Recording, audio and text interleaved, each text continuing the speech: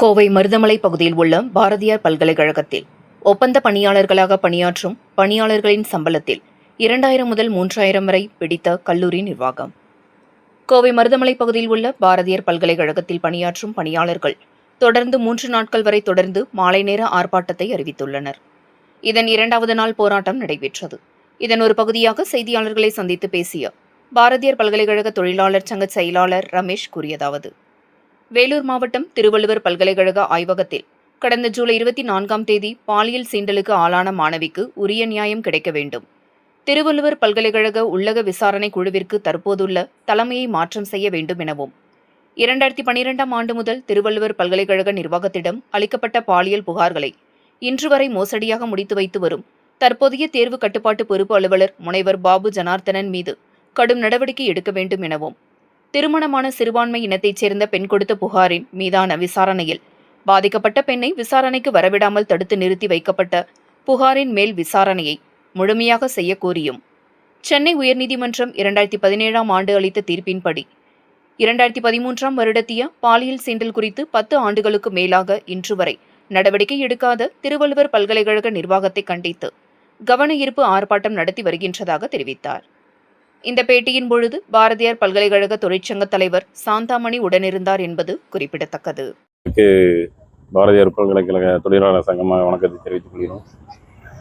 இன்று 4/8/2026 வேலூர் மாவட்டம் சேர்க்காடு திருவள்ளுவர் பல்கலைக்கழகத்தில் மாணவியை பாலியல் சீண்டலுக்கு ஆளாக்கிய நபர் மீது மேல் நடவடிக்கை கூறி தமிழக அரசின் கவனத்தை ஈர்க்கும் பொருட்டு இன்றும் 2வது நாளாக கவன ஈர்ப்பு ஆர்ப்பாட்டம் எங்களது பாரதியார் பல்கலைக்கழக வளாகத்தில் நடைபெற்றுக் கொண்டிருக்கிறது.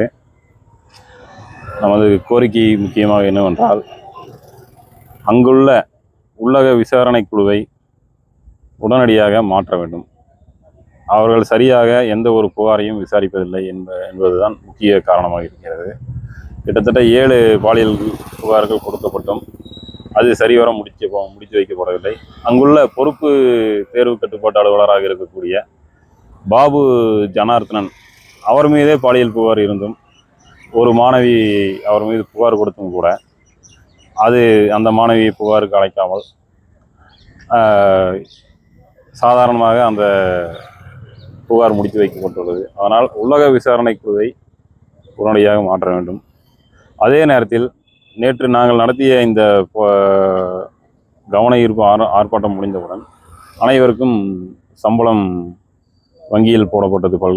பாரதியார் பல்கலைக்கழகம் சார்பாக அதில் தொழிலாளர்களுடைய ஒவ்வொரு சம்பள கணக்கிலிருந்தும் 2000, 2500, 3000 என்று எந்த விதமான அறிவிப்புகளும் இல்லாமல் பாரதியார் பல்கலைக்கழக நிதி அலுவலகத்திலிருந்து பிடித்தம் செய்யப்பட்டுள்ளது. இது குறித்து இன்று அவர்களிடத்தில் நமது தொழிலாளர்கள் சென்று கேட்டபோது, சங்கம்தான் இஎஸ்ஐ பிடித்தம் செய்ய சொல்லி சொன்னது, அவர்களை போய் கேளுங்கள் என்று தவறாக வழிநடத்துகிறார்கள். இது குறித்து பாரதியார் பல்கலைக்கழக பதிவாளரிடம் நாங்கள் சென்று முறையிட்ட போது அவர் இது குறித்து உயர்கல்வித்துறை செயலாளரிடம் பேசி முடிவெடுத்து திரும்ப செலுத்துவதாகவும், வரும் காலங்களில் உரிய அந்த 0.75% இஎஸ்ஐ பிடித்தம் மட்டுமே பிடித்தம் செய்யப்படும் என்று உறுதியளித்துள்ளார்கள். அதனால் இங்குள்ள ஒரு சில நிரந்தர பணியாளர்கள், குறிப்பாக நிதி அலுவலகத்தில் உள்ளவர்கள், தொடர்ந்து எங்களை போன்ற தற்காலிக தொழிலாளருக்கு எதிரான செயல்களில் ஈடுபட்டு வருகிறார்கள் என்பதை இந்த ஊடகத்தின் மூலமாக தெரிவித்துக் கொள்கிறோம். இந்த போக்கு சரியானதல்ல. எல்லாம் ஏழைகள்.